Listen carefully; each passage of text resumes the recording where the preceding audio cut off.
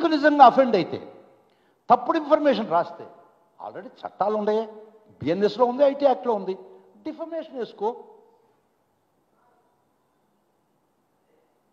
ఇప్పుడు ఒక్కొక్కటి కానీ చదవదలుచుకుంటే కాలాతీతం అయిపోద్ది. మీరు స్ప్రెడ్ చేసినటువంటి ఏది నిజం ఏది అబద్ధం. ఉండే చట్టాలు చాలండి.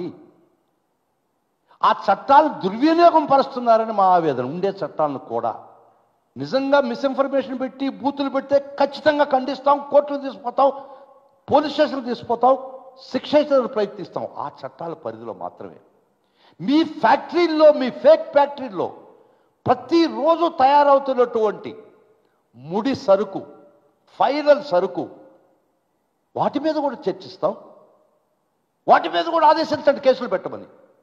అప్పుడు మీ నిజాయితీ బయటపడద్దు. ఎనిబడి ఎవరైనా ఈ విధంగా అణిచివేత ధోరణితో ప్రభుత్వాన్ని నడపలేరు.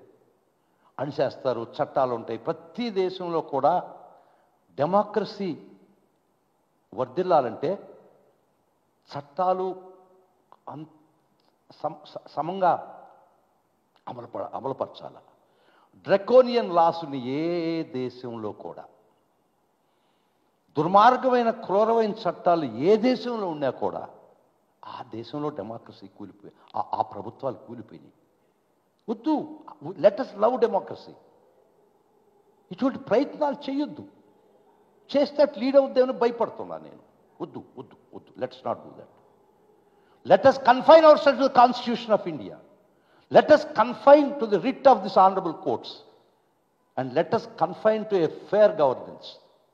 ఏ ప్రభుత్వం కానీ చరిత్రలో ప్రజా వ్యతిరేకతతో ఎవరు పాలించలేరు. It can be done for some time, but it cannot be done for all the time.